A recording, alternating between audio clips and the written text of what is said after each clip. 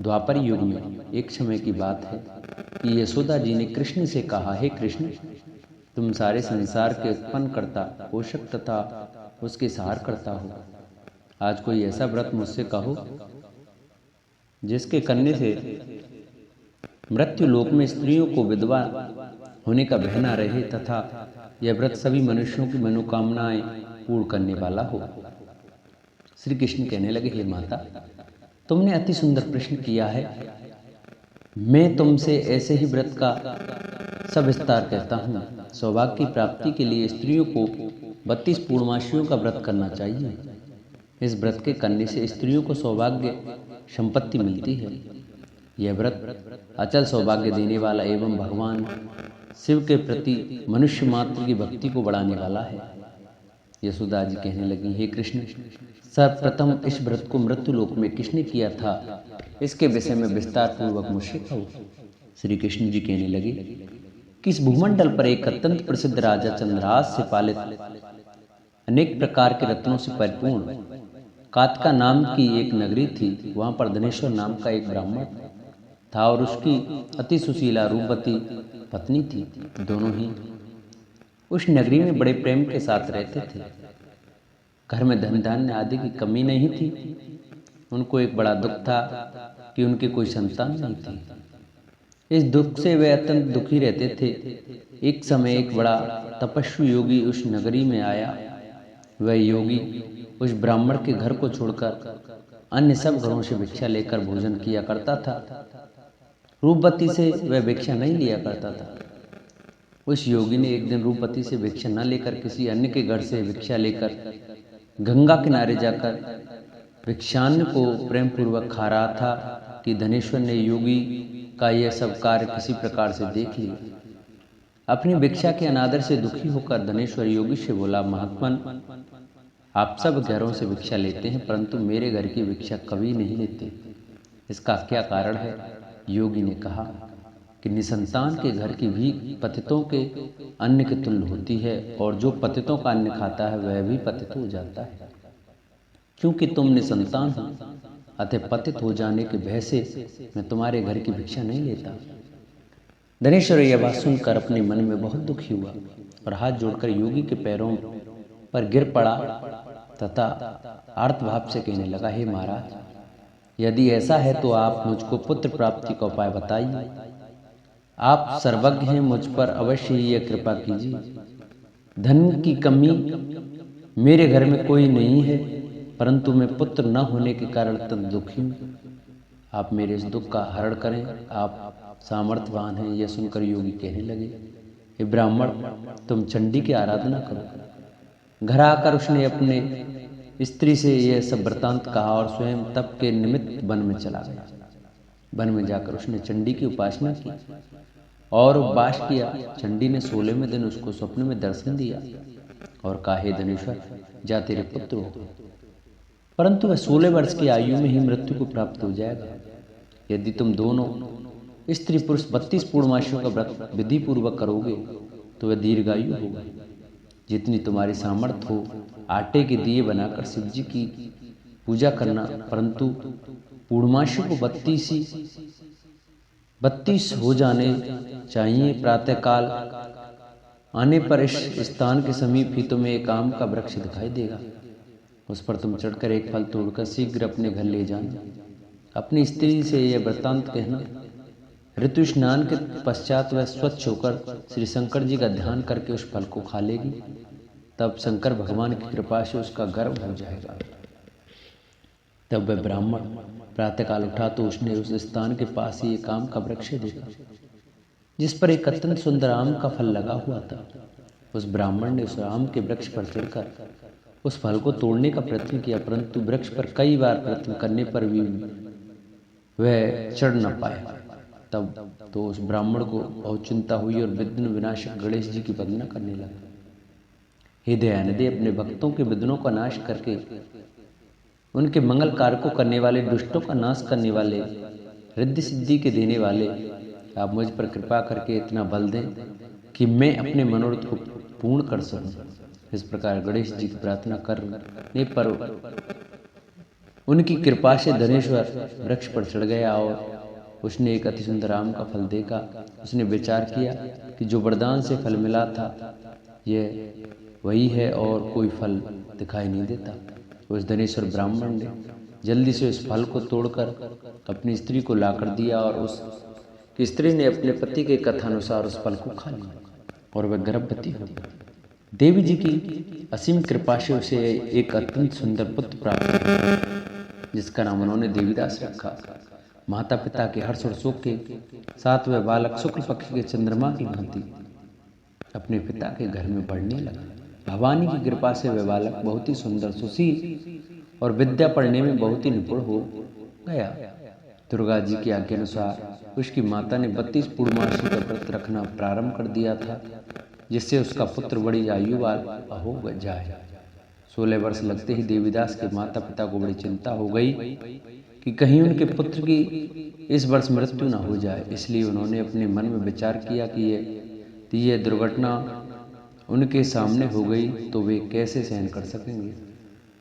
अस्तु उन्होंने देवीदास के मामा को बुलाया और कहा कि हमारी इच्छा है कि देवीदास 1 वर्ष तक काशी में जाकर विद्याध्ययन करे और उसको अकेला भी नहीं छोड़ना चाहिए, इसलिए साथ में तुम चले जाओ और 1 वर्ष के पश्चात इसको वापस लौटा लाना।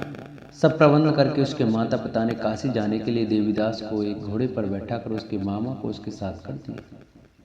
किंतु यह बात उसके मामा या किसी और को नहीं कही। धनेश्वर ने सपत्नी अपने पुत्र की मंगल कामना तथा दीर्घायु के लिए भगवती दुर्गा की आराधना की और पूर्णमासियों का व्रत करना आरंभ कर दिया। इस प्रकार बराबर 32 पूर्णमासी का व्रत पूरा किया। कुछ समय पश्चात एक दिन वह दोनों मामा और भांजा मार्ग में रात्रि बिताने के किसी ग्राम में ठहरे हुए थे। उस दिन उस गांव में एक ब्राह्मण की अत्यंत सुंदरी, सुशीला, विदुषी और गुणवंती कन्या का विवाह होने वाला था। जिस धर्मशाला के अंदर वर और उसकी बारात ठहरी हुई थी, उसी धर्मशाला में देवीदास और उसके मामा भी ठहरे हुए थे। संयोगवश कन्या को तेल आदि चढ़ाकर मंडप आदि का कृत किया गया तो लगन के समय वर को धनुर्वात हो गया।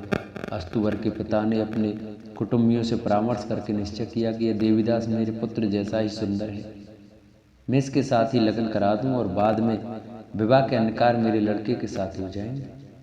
ऐसा सोचकर देवीदास के मामा से जाकर बोला कि तुम थोड़ी देर के लिए अपने भांजे को हमें दे दो, जिससे विवाह की लगन का सब कृत्य सुचारू रूप से हो सके। उसका मामा कहने लगा कि जो कुछ भी मधुपर्क आदि कन्या दान के समय भर को मिले वह सब हमें दे दिया जाए तो मेरा भांजा इस बारात का दूल्हा बन जाएगा। यह बात वर के पिता ने स्वीकार कर लेने पर उसने अपना भांजा वर बनने को भेज दिया और उसके साथ सब विवाह कार्य रात्रि में विधिपूर्वक संपन्न हो गया।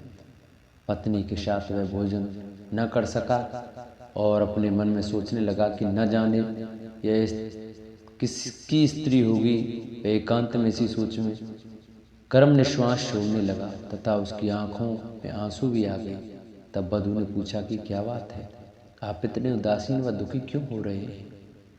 तब उसने सब बातें जो वर के पिता व उसके मामा में हुई थी उसको बता दी। तब कन्या कहने लगी कि यह ब्रह्म विवाह के विपरीत हो कैसे सकता है। देव, ब्राह्मण और अग्नि के सामने मैंने आपको ही अपना पति बनाया, इसलिए आप ही मेरे पति हैं।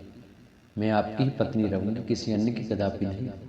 तब देवीदास ने कहा ऐसा मत करिए, क्योंकि मेरी आयु बहुत थोड़ी है। मेरे पश्चात आपकी क्या गति होगी, इन बातों को अच्छी तरह विचार लो। परंतु वह दृढ़ विचार वाली थी। बोली कि जो आपकी गति होगी वह मेरी गति होगी। हे स्वामी, आप ठहरिए और भोजन करिए, आप निश्चय ही भूखे होंगे। इसके बाद देवीदास और उसकी पत्नी दोनों ने भोजन किया तथा शेष रात्रि वे सोते रहे। प्रातःकाल देवीदास ने अपनी पत्नी को 3 नगों से जड़ी हुई एक अंगूठी दी, एक रूमाल दिया और बोला, हे प्रिय, इसे लो और संकेत समझकर स्थिर चित्त हो जाओ। मेरा मरण और जीवन जानने के लिए एक पुष्प वाटिका बना लो, उसमें सुगंधी वाली एक नवमल्लिका लगा लो, उसको प्रतिदिन जल से सिंचा करो और आनंद के साथ खेलो कूदो तथा उत्सव मनाओ। जिस समय और जिस दिन मेरा प्राणांत होगा ये फूल सूख जाएंगे और जब ये फिर हरे हो जाएं तो जान लेना कि मैं जीवित हूँ। यह बात निश्चय करके समझ लेना, इसमें कोई संशय नहीं है। यह समझाकर वह चला गया। प्रातःकाल होते ही वहां पर गाजे बाजे बजने लगे और जिस समय विवाह के कार्य समाप्त करने के लिए वर तथा सब बराती मंडप में आए तो कन्या ने वर को भली प्रकार से देखकर अपने पिता से कहा कि यह मेरा पति नहीं है, मेरा पति वही है जिसके साथ रात्रि में मेरा पाणी ग्रहण हुआ था। इसके साथ मेरा विवाह नहीं हुआ है। यदि यह वही है तो बताइए कि मैंने इसको क्या दिया। मधुपर्क और कन्यादान के समय जो मैंने भूषण आदि दिए थे उन्हें दिखाए तथा रात में मैंने क्या गुप्त बातें कही थी वह सब सुनाए। पिता के ने उसके कथानुसार वर को बुलाया। कन्या की सब बातें सुनकर वह कहने लगा कि मैं कुछ नहीं जानता। इसके पश्चात लज्जित होकर वह अपना सब मुंह लेकर चला गया और सारी बारात भी अपमानित होकर वहां से लौट गई। भगवान श्री कृष्ण बोले, हे माता, इस प्रकार देवीदास काशी विद्याधन के लिए चला गया। जब कुछ समय बीत गया तो काल से प्रेरित होकर एक सर्प रात्रि के समय उसको डसने के लिए वहां पर आया। उस विषधर के प्रभाव से उसके शयन का स्थान चारों ओर से विष की ज्वाला से विषैला हो गया, परंतु व्रतराज के प्रभाव से उसको काटने न पाया, क्योंकि पहले ही उसकी माता ने 32 पूर्णिमा का व्रत कर रखा था। इसके बाद मध्या के समय स्वयं काल वहां पर आया और उसके शरीर से उसके प्राणों को निकालने का प्रयत्न करने लगा, जिससे वह मूर्छित होकर पृथ्वी पर गिर पड़ा। भगवान की कृपा से उसी समय पार्वती जी के साथ शंकर जी वहां पर आ गए। उसको मूर्छित दशा में देखकर पार्वती जी ने भगवान शंकर से प्रार्थना की कि हे महाराज, इस बालक की माता ने पहले 32 पूर्णिमा का व्रत किया है, जिसके प्रभाव से हे भगवान आप इसको प्राण दान दें। भवानी के कहने पर भक्त वत्सल भगवान श्री शिव जी ने उसको प्राण दान दे दिया। इस व्रत के प्रभाव से काल को भी पीछे हटना पड़ा और देवीदास स्वस्थ होकर बैठ गया। उधर उसकी स्त्री उसके काल की प्रतिज्ञा किया करती थी। जब उसने देखा कि उस पुष्प वाटिका में पत्र पुष्प कुछ भी नहीं रहे तो उसको अत्यंत आश्चर्य हुआ, और जब वह वैसे ही हरी भरी हो गई तो वह जान गई कि वह जीवित हो गए हैं। यह देखकर वह बहुत प्रसन्न मन से अपने पिता से कहने लगी कि पिताजी, मेरे पति जीवित हैं, आप उनको ढूंढिए। वह 16वां वर्ष व्यतीत हो गया है तो देवीदास भी अपनी मामा के साथ काशी से चल दिया। इधर उसे ससुर उसको ढूंढने के लिए अपने घर से जाने वाले ही थे कि दोनों मामा भांजे वहां पर आ गए। उसको आया देखकर उसका ससुर बड़ी प्रसन्नता के साथ अपने घर में ले गए आया। उस समय नगर के निवासी भी वहां इकट्ठे हो गए और सबने निश्चय किया कि अवश्य इसी बालक के साथ इस कन्या का विवाह हुआ था। उस बालक को जब कन्या ने देखा तो पहचान लिया और कहा कि यह तो वही है जो संकेत करके गया था। तदुपरांत सभी कहने लगे कि भला हुआ जो यह आ गया, और वह सब नगरवासियों ने आनंद मनाया। कुछ दिन बाद देवीदास अपनी पत्नी और मामा के साथ अपने ससुर के घर से बहुशा उपहारादि लेकर अपने घर के लिए प्रस्थान किया। जब वह अपने गांव के निकट गया तो कई लोगों ने उसको देखकर उसके माता पिता को पहले ही जाकर खबर दे दी कि तुम्हारा पुत्र देवीदास अपनी पत्नी और मामा के सहित आ रहा है। ऐसा समाचार सुनकर पहले तो उनकी बात का समर्थन किया तो उनको बड़ा आश्चर्य हुआ, लेकिन थोड़ी देर में देवीदास ने आकर अपने माता पिता के चरणों में अपना सिर रखकर प्रणाम किया और उनकी पत्नी ने अपने सास ससुर के चरणों को स्पर्श किया तो माता पिता ने अपने पुत्र और पुत्रवधू को अपने हृदय से लगा लिया और दोनों ही आंखों में प्रेमाश्रु बह चले। अपने पुत्र और पुत्रवधू के आने की खुशी में धनुषु ने बड़ा भारी उत्सव किया और ब्राह्मणों को भी बहुत सी दान दक्षिणा देकर प्रसन्न किया। श्री कृष्ण जी कहने लगे, इस प्रकार धनेश्वर 32 पूर्णिमाओं के व्रत के प्रभाव से पुत्रवान हो गया।